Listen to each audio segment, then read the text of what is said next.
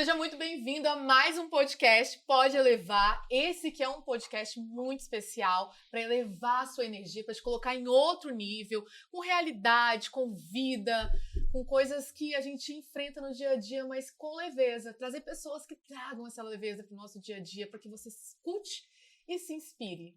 E para isso eu trouxe uma médica. Gente, estou muito chique hoje. Trouxe uma doutora, uma ginecologista obstetra, também faz parto também, né, doutora Daniele? Doutora Daniele Simonazzi. Simonazzi.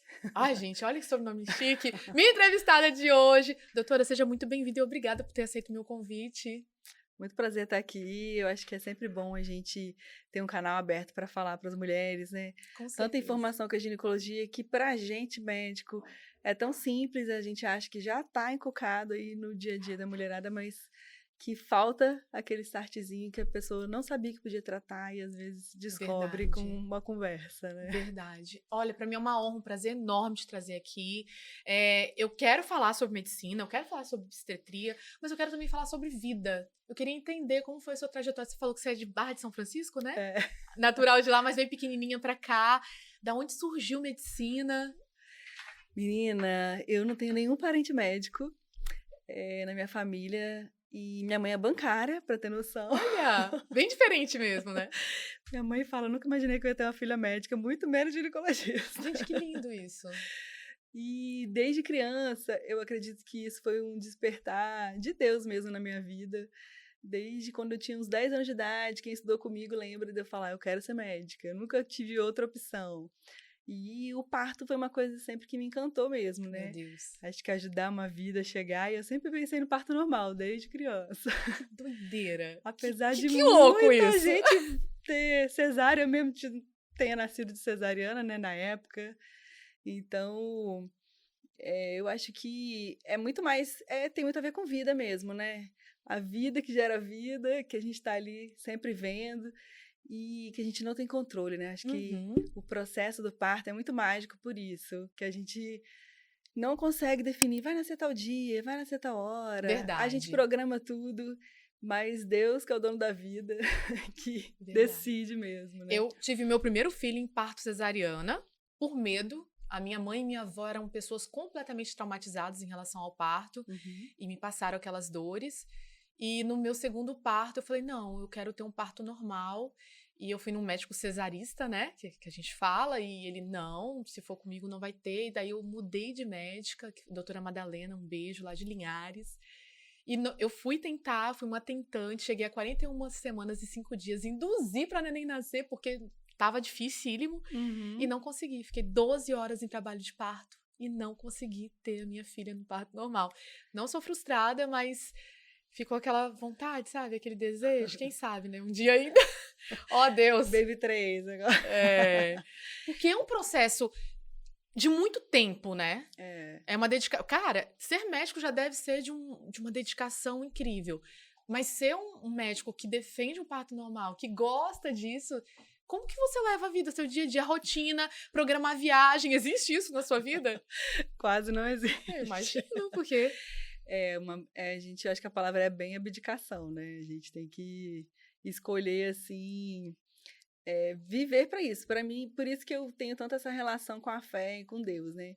Não acho que é só um trabalho, né? Eu vejo como um ministério mesmo, de estar mudando vidas. Tem um médico francês, né, que a gente chama ele de pai da humanização, que é o Michel Audin, que ele fala que a gente muda o mundo mudando o jeito de nascer. Que massa. Então, assim, na verdade a gente quer que o jeito de nascer seja humanizado, né? Não necessariamente normal, né? Como você falou, mesmo que tentou e não deu certo, é muito importante para o bebê passar por esse processo, né? Tá na hora dele, receber aqueles hormônios ali do trabalho de parto, às vezes tá encaixadinho, liberar um pouco dos líquidos, então ele vai ficar mais ativo, vai respirar melhor, vai conseguir mamar melhor, né? E sem contar a conexão com a mãe, né? Que eu acho que é o mais bacana, assim, do parto normal. É muito gostoso mesmo. Aquela conexão inicial ali, né? Faz muita diferença. Dani, aí você saiu lá da sua cidade pequena, você morou aqui, né, com sua família, fez medicina, optou pela obstetrícia, né, que é mas também estávamos falando, gente, sobre um terceiro setor aí, que é a menopausa. Estou em pré-menopausa, eu falei aqui pra doutora, e estou vendo muita gente falar sobre isso. Antes era meio que tabu, né? As mulheres não se comunicavam, não falavam sobre reposição hormonal, sobre a necessidade de chegar aí, né, nesse período de pensar sobre isso. Uhum. Me fala um pouquinho sobre como que é para as mulheres que estão chegando em consultório hoje com esse quadro, como que elas estão encarando isso? Porque eu sei a forma como eu encarei, mas eu sei que é um pouco, existe um tabuzinho aí, não é? Sim, eu acho que essa palavra dá um medo, né? Menopausa. Menopausa. Eu chorei A quando eu gente pensa escutei. assim, tô velha, Como né? assim, gente? Pré-menopausa. Eu acho que a gente tem que desapegar um pouquinho do rótulo, né? E também ver como que é a qualidade de vida hoje, né? A gente tem ganhado uma longevidade, né? Então a gente quer Viver bem, né? viver Melhor. mais, mas viver bem. Não adianta a gente chegar aos 70 anos que não está conseguindo exercer o seu dia a dia bem, né? Não está com energia, Verdade. tá com os hormônios tudo alterado, não está dormindo bem. Então hoje eu acho que mesmo a pessoa que não tem esse diagnóstico de pré-menopausa, a partir dos 30 anos, a gente tem uma queda vertiginosa do nível de hormônio que a gente produz, né.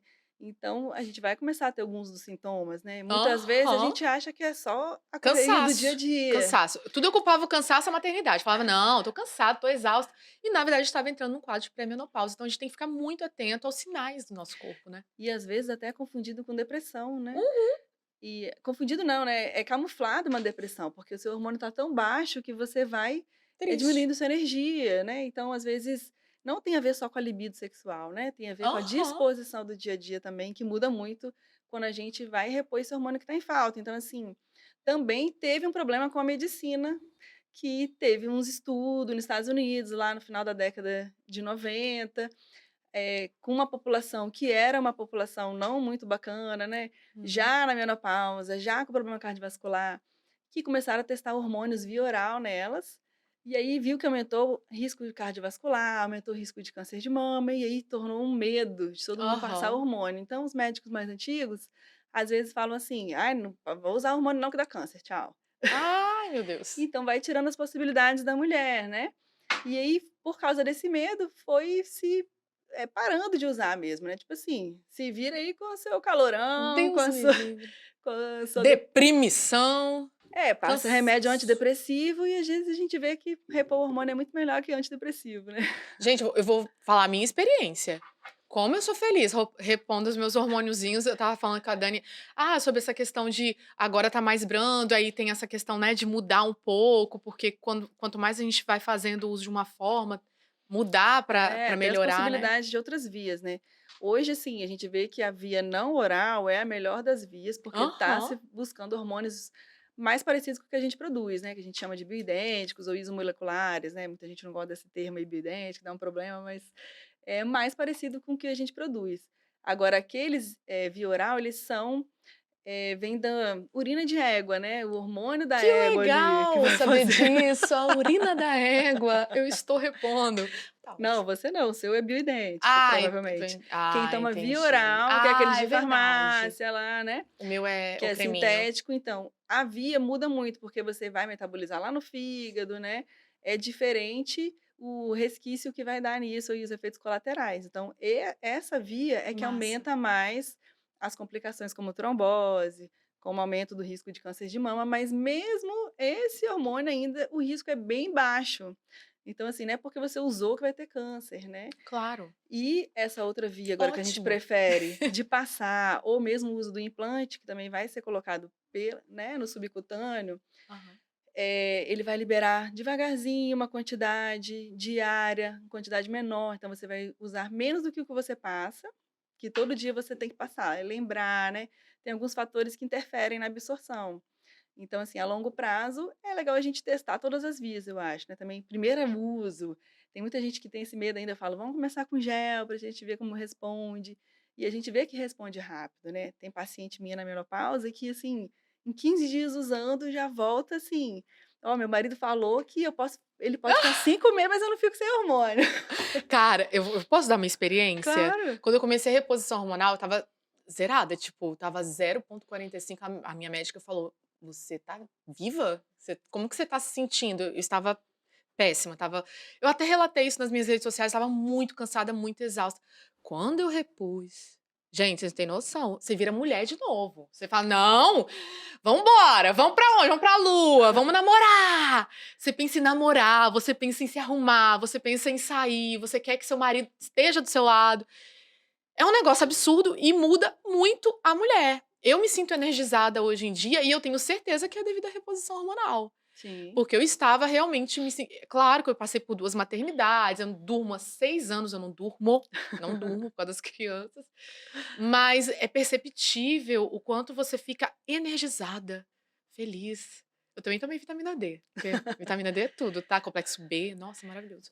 A medicina integrativa hoje tem que olhar a mulher como um todo. Acho que o ginecologista hoje acaba sendo o médico da mulher, né? Que vai ser o primeiro que ela vai procurar para ver como que tá o nível de hormônio. E a gente não avalia só os hormônios sexuais, né? Estrogênio, progesterona, testosterona. A gente vai ver se a tireoide dela tá bem, se as vitaminas estão boas, né? Vitaminas do complexo B, igual você falou, da energia para mitocôndria, que a mitocôndria é a organela da vida, né? A organela que produz nossa energia. Doutora, eu tô entendendo tudo que você tá falando. Eu tô me esforçando, mas vamos lá, continua aí, vamos lá. A mitocôndria... Então, a mitocôndria está dentro da nossa célula e é onde a gente produz energia, né? Você vai pegar a glicose, pegar essas vitaminas. Massa. Então, não adianta a gente só dar o hormônio também, né? A gente tem que ver tudo, se o intestino está funcionando bem, se a mulher está dormindo bem também é importante, né? Igual você falou, não dorme bem, já é um fator que atrapalha os hormônios também, né? Eu sei. Então, melatonina, uns hormônios que produzem à noite vão estar prejudicados se a gente não tiver repondo, né? Então... acho que vai fazer parte de todo mundo repor, né? E eu acho que mesmo que a gente se alimente super bem, que a gente tente, né, ter uma refeição balanceada, hoje em dia tá tudo tão difícil, né? Eu acho que questão das plantações e tal, então faz-se necessário, né, suplementar. É difícil a gente conseguir tudo na alimentação. Difícil. Fora que também a gente não consegue se alimentar tão direitinho assim, né? A gente tá nessa correria. Verdade. Mas fala pra mim, Dani, olha eu já com intimidade. Doutora, por favor, me fala, você vai estrear um podcast também, né? Vamos. Já estruturou? Vai falar sobre saúde? Estamos começando aí. Eu falo muito sobre ovário policístico, né? Porque é uma doença que eu tenho também. Realmente, a gente conversou e você disse. E aí eu tenho tratado, muitas pacientes às vezes vão descobrir que tem essa síndrome só na hora que vai tentar engravidar, né? Nossa. A vida inteira, o que aconteceu? Tinha alguma alteração menstrual, ou tinha acne, e aí passa para ela, na adolescência, um anticoncepcional e fica usando a vida inteira. E aí, na hora que vai tentar engravidar, para o remédio e aí começa a ver que realmente os sintomas. Não tá menstruando, né? Tá tendo a acne, tá tendo essas alterações que estão dificultando engravidar. E se a gente ajustar tudo isso, sem anticoncepcional, a gente consegue tratar. E tive vários casos de pacientes que engravidaram. Rapidinho até. Eu não sabia que a resposta é muito rápida quando você... por causa do ovário policístico. Eu não sabia. Ele atrapalha a menstruação, então a gente atrapalha a ovular. Aí, como você não tá ovulando direito, você não consegue engravidar, né?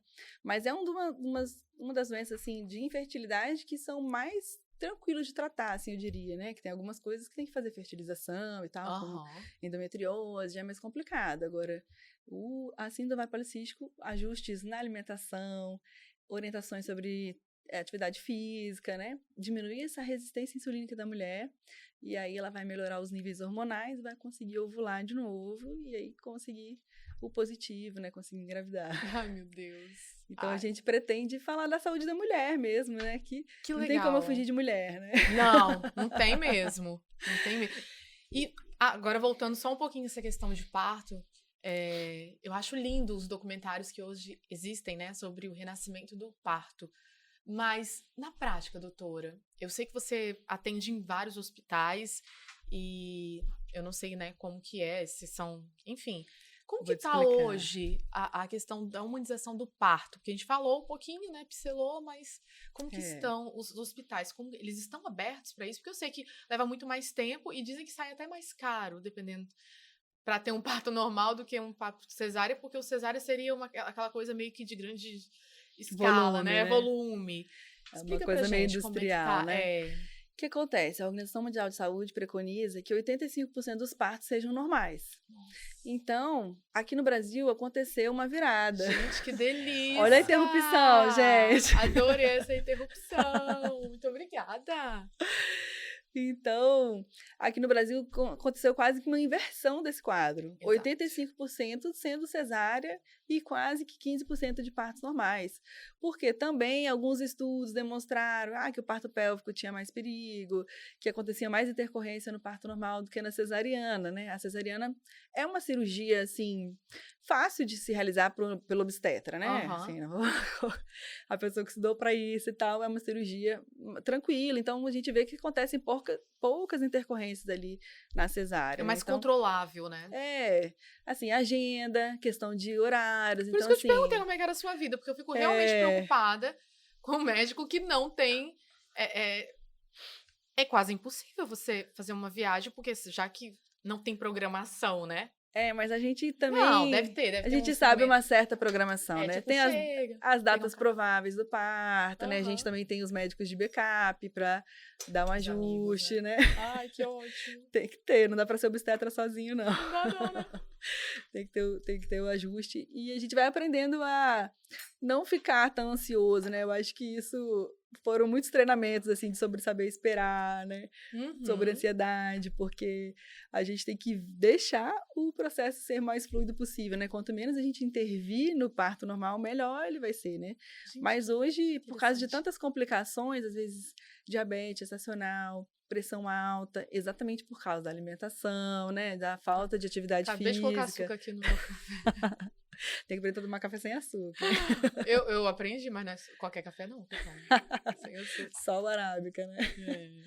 Então, por causa dessas complicações que hoje estão sendo mais comuns, acaba que aumentou ainda por cima o nível de cesárea, né? E até a gente está tendo que induzir mais os partos, estimular, que antes também não era muito feito isso, né? Qualquer complicação, então vai para cesárea. Indicações não reais de cesariana, né? Assim, tem uma circular de cordão, o bebê não tem passagem, sem nem tentar entrar em trabalho de parto, né? Então, isso foi levando a aumentar absurdamente esses índices, né? No meu caso, eu tive 12 horas de trabalho de parto, estourou minha bolsa, né? Estourou naturalmente, assim, né? Porque eu tinha já induzido. E não evoluía. Não evoluía. Eram 2 centímetros. Tipo, nunca foi 3, entendeu? Aí a minha médica, que é super humanista, tipo, eu gosto, ela ama parto normal. Ela foi muito realista comigo. Ela falou, Su, não vai evoluir. Não tá evoluindo. E tinha um risco, né? Porque tinha perdido líquido. Aí ela mesmo que propôs. Aí eu falei, caramba, se ela tá propondo, eu acho que é o melhor ser seguido. Mas dói, tá? Misericórdia. Não gosto nem de lembrar da dor. Chega e me arrepia. É muito doloroso. Muito a dor do pós, você fala? Do parto normal. Das contrações. Das contrações, porque eu não tive parto normal. Não consegui ter, né? Mas doeu muito. Mas esquece, né? Senão não tinha mais. Não, tá doendo no imaginário até hoje. Eu lembro do calafrio que eu me dava. Muita gente esquece. Deve esquecer mesmo. É porque o meu foi recente. A minha filha tem 3 anos. Eu não esqueci, não. Eu lembro de doer, de eu me imaginar, não sei, morta, não sei. Isso é comum. Eu falava, eu quero vou desmaiar, vou morrer. Eu quero morrer agora. Cadê a pele dural? Você não dilatou, Suelen, calma. Você não vai partir. Você não tá nem conseguindo evoluir o parto, calma. Quem tem cesárea anterior tem algumas possibilidades de indução que não pode, né? Por exemplo, não pode fazer o misoprostol para ajudar a dilatar, né? Mas a gente coloca balão para dilatar também, é a opção hoje, né? Eu fiz Pinot. Eu fiz fisioterapia pélvica. Eu me preparei muito pro parto normal. Muito, muito, muito. Só que não evoluiu. Mas pela própria estatística que eu te dei, 85% dos partos são normais, mas 15% acontece, né? Principalmente quando a gente induz, você tá já mudando a fisiologia de um que não tá indo naturalmente, né? Então, a indução já aumenta o risco de virar cesariana, né? Entendi. E também acontece coisas que a gente só sabe durante o trabalho de parto, né?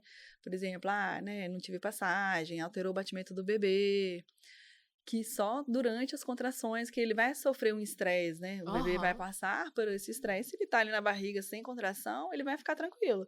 Agora, quando gera esse estresse das contrações, aí sim, ele pode entrar em sofrimento e a gente tem uma indicação da cesárea, entendeu?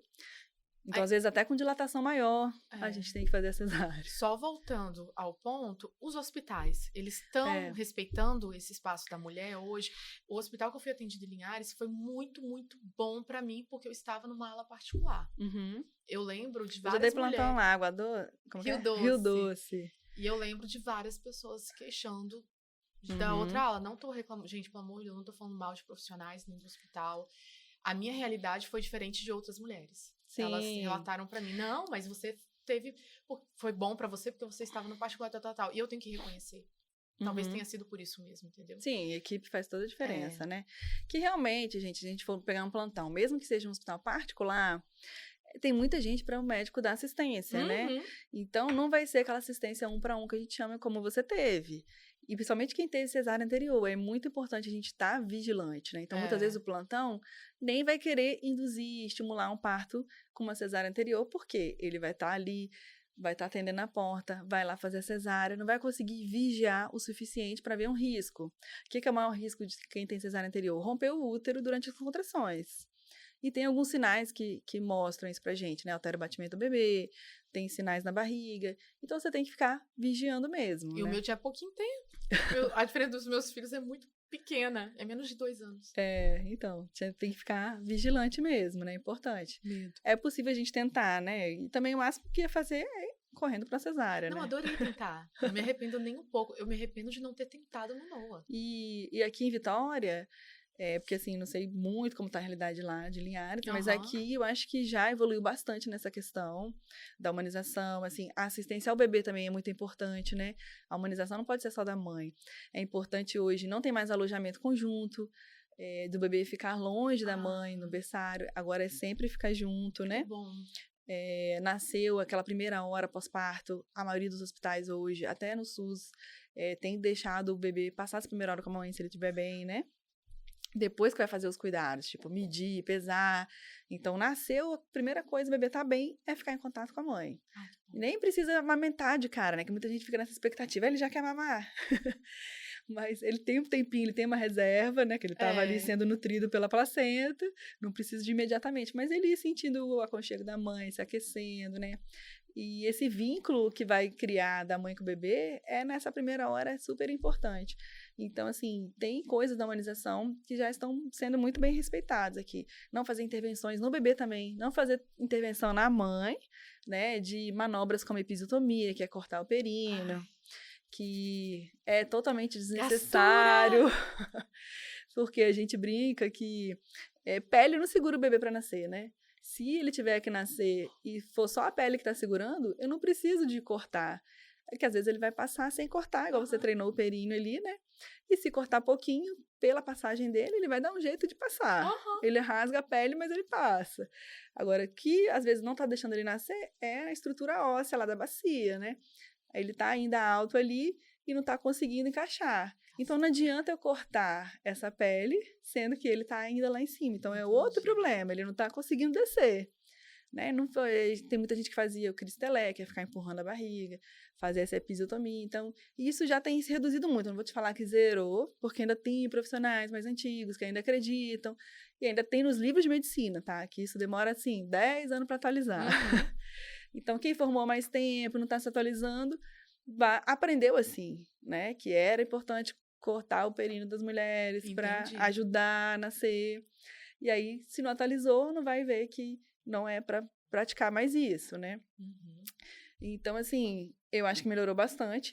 Acho que até os índices estão bem melhores. As mulheres estão mais informadas, né? Acho que o mais importante é isso. São vários documentários. Eu acho ainda também que é um pouco fantasioso, irrealista. Porque até os documentários, eles estão vindo, igual o Renascimento do Parto, mostrou muita coisa bonitinha, entendeu? E lá na prática não é bonitinho. No primeiro, né? Mas tem 1, 2, 3, aí eles foram aumentando. Eu não assisti esses 2, 3, talvez. Porque o primeiro eu achei que deixou a desejar, assim, ter mostrado um pouquinho mais na Vera, entendeu? Mas enfim, partos e partos. Mas vamos falar agora um pouquinho, voltar ao assunto que mais me interessa, que é a menopausa, gente. A mulher aqui, ó, 37 anos, já está com o pezinho lá, literalmente, porque eu já estou em reposição hormonal. A gente já falou um pouco do que pode alertar a mulher, mas quais são os sintomas reais de uma menopausa? O que a pessoa vai estar sentindo de fato ali naquela reta de tipo, caramba, tem que ligar meu alerta, tenho que procurar um profissional? Mesmo antes, a menopausa é quando a gente realmente cessa a menstruação, né? A gente conta que ficar 1 ano sem menstruar, aí realmente eu estou na menopausa. Entendi. É uma data, assim, pra mulher, né? Mas, ela não perde tempo não, gente. Qual um pedacinho?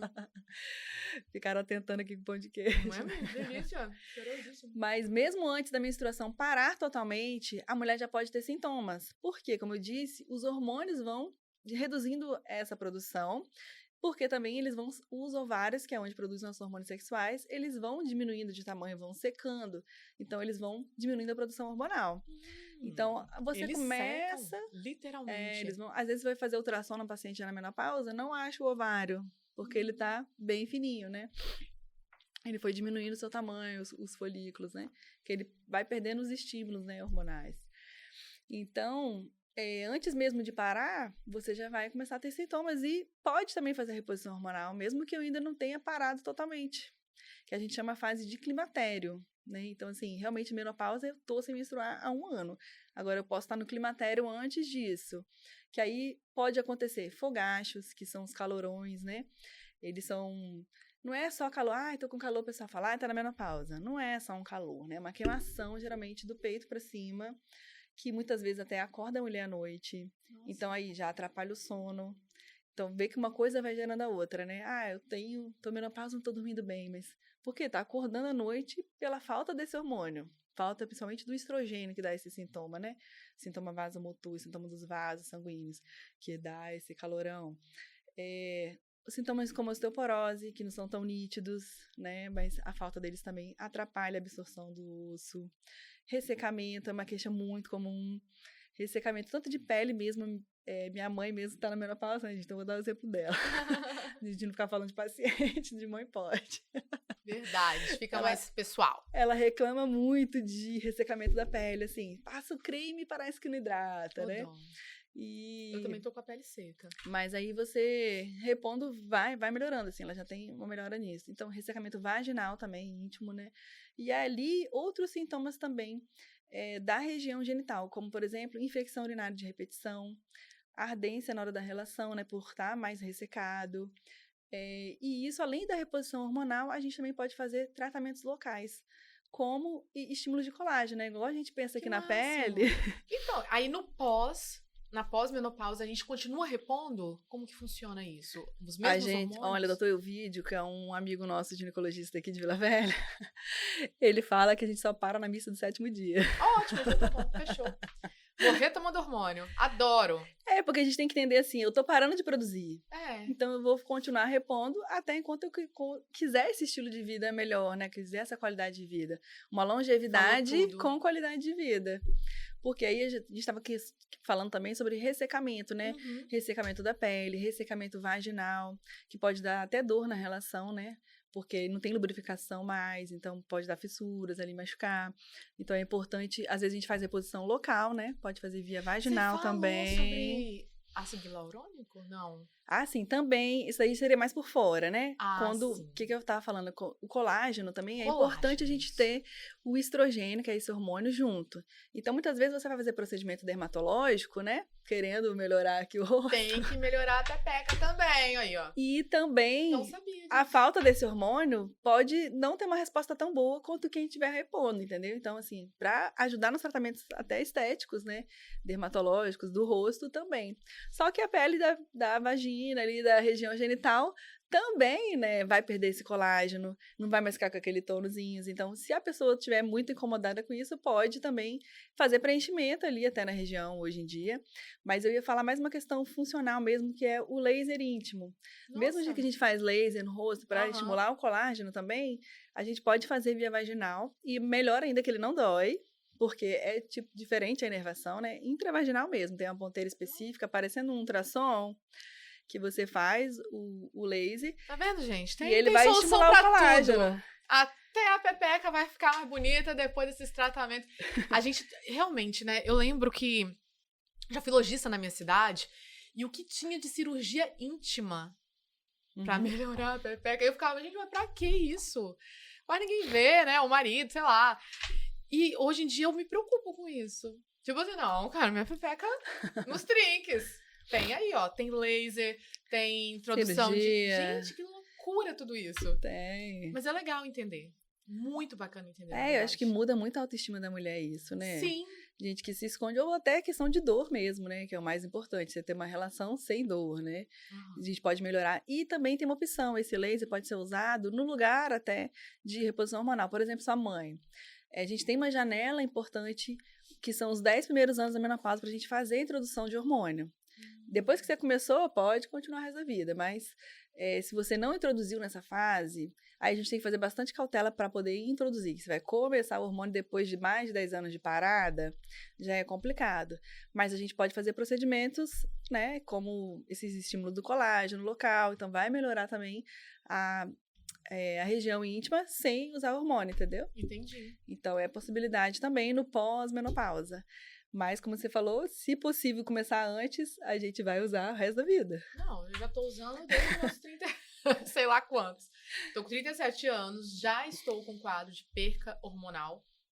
Tive, assim, exames em que a minha médica olhou e falou, nossa, como é que você tá aguentando viver? E aquilo me ligou um alerta. Eu fiquei muito triste na época quando eu vi a doutora Cláudia, né, que é minha endócrino lá em Linhares. Ela, Suelen, isso aqui é pré-menopausa. Isso aqui é um quadro de menopausa. E aquilo me apavorou. E depois ela falou, menina, larga de ser bobo, vai ser uma delícia repor os hormônios, vai ser uma delícia se sentir diferente.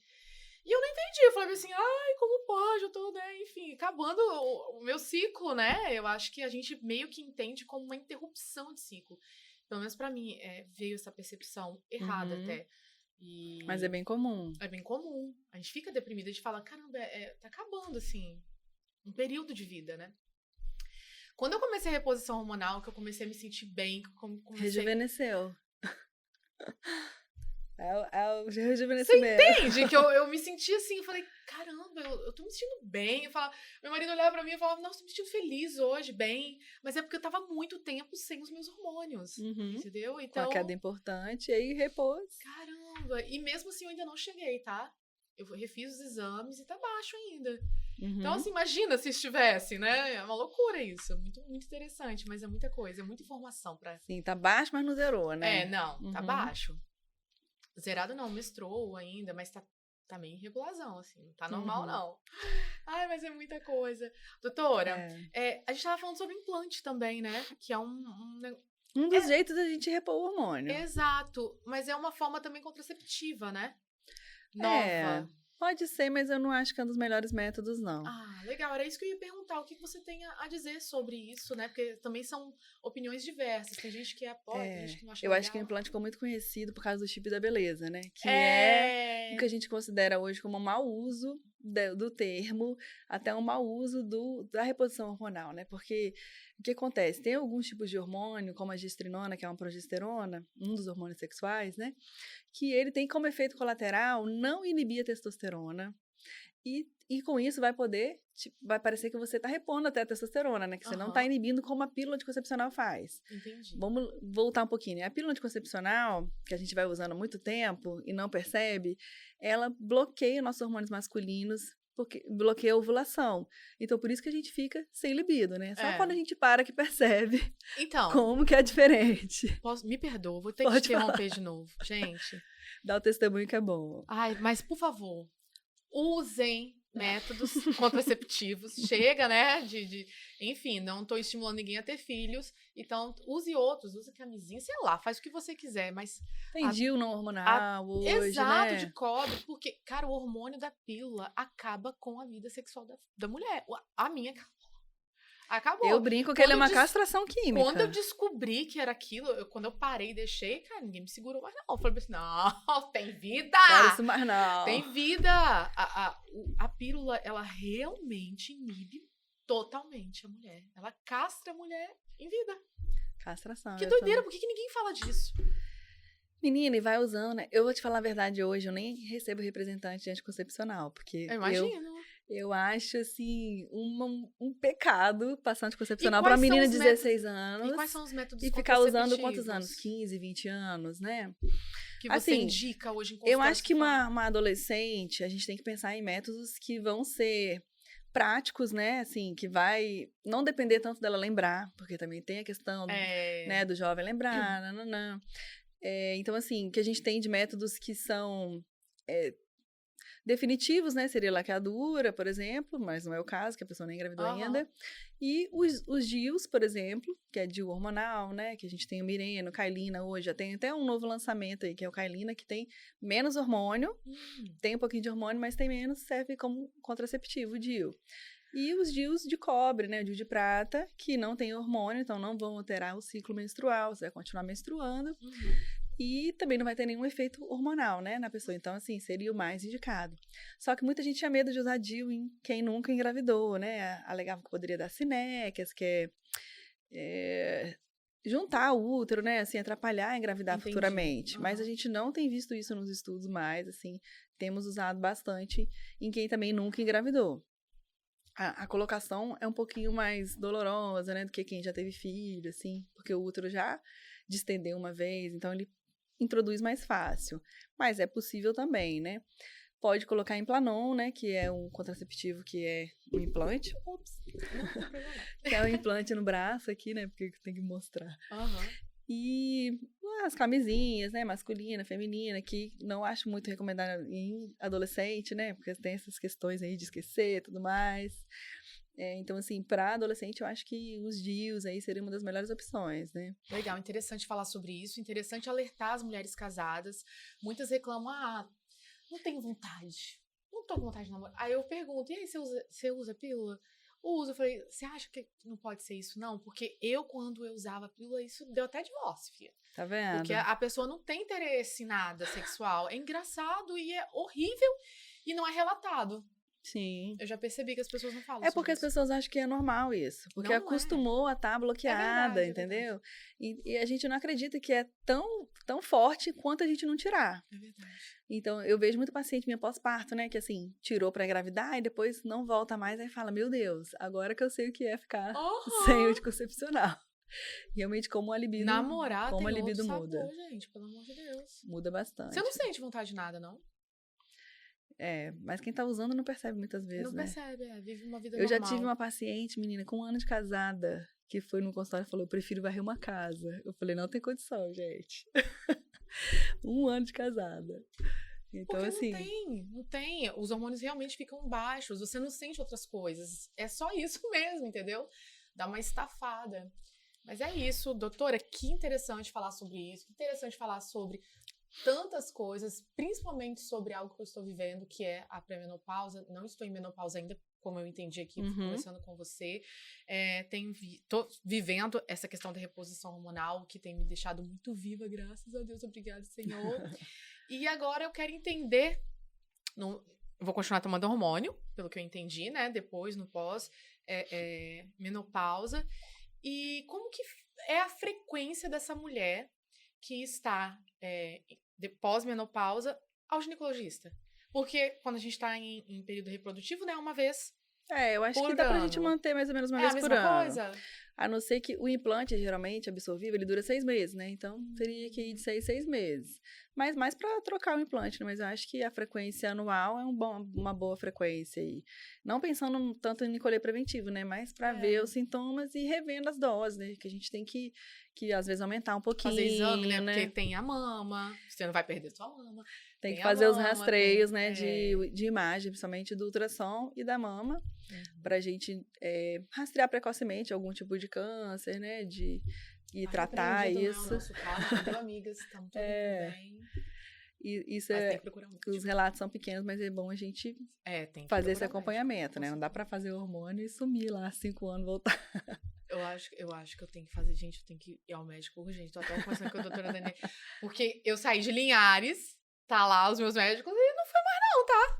Eu tenho que, né, enfim. Pelo menos uma vezinha no ano tem que dar um oi. Não tem jeito. Gente, tudo isso que você tá falando é muita informação, né? A gente tava falando do implante, eu acho que faltou um pouquinho, porque a gente foi explicado o anticoncepcional, né, como que eles agem bloqueando e tudo. Então, o implante, a diferença é a via mesmo de uso, né? Por isso que ele vai ter uma resposta melhor. E a gente não vai esquecer, né, também. quando a gente tá passando gel, tem vários fatores que podem influenciar. Você acabou de tomar banho, tá com os poros cheios de água, então isso vai atrapalhar na absorção. Às vezes, né, você tem filho pequeno, pode esbarrar ali, pegar um pouquinho de hormônio. Então, tem isso mesmo. O implante vai ter a facilidade de você colocar ali, não precisar de estar lembrando, e ele tem uma liberação mais fisiológica também. Todo dia ele vai liberando um pouquinho na corrente sanguínea direto, sem passar pelo fígado, sem ter essa metabolização, né? Mais seguro, né? Tanto o gel quanto o implante, né? Porque a via, todos os dois não vão passar pelo fígado, já vão absorver na corrente sanguínea. Só que o gel você tá passando todo dia como se você tomasse. Tô colocando uma dose aqui, ó, todo dia. Aí faz o pico e cai. O implante, ele é mais linear a liberação, né? Imita mais o nosso organismo, entendeu? Então, por isso que às vezes a resposta é um pouco melhor. Mas também, é igual eu te falei, às vezes a gente vai usar um tempo gel, como a gente pretende usar o resto da vida hormônio, a gente pode testar outras vias. Eu sou do tem hormônio, tomarei pro resto da minha existência. Pode testar outras vias, né? O implante é só mais uma via. Então, o chip da beleza também, eles são vários implantes, né? E acabou que um dos efeitos colaterais da progesterona, que é a gestrinona, ele não inibe a testosterona. Então, aumenta os nossos hormônios masculinizantes. Então, ganha mais massa magra. Então, foi procurado por melhor performance, né? Na academia e tal. Ajudar a perder gordura, aumentar a massa magra. E é por isso que ele ficou conhecido por esse nome, tipo da beleza. Só que a gente não pode pensar em usar um hormônio pelo seu efeito colateral.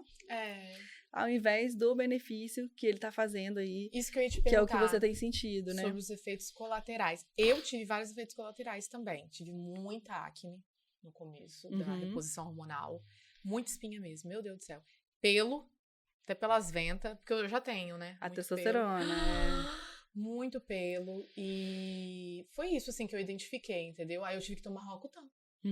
Junto com a reposição. Sim.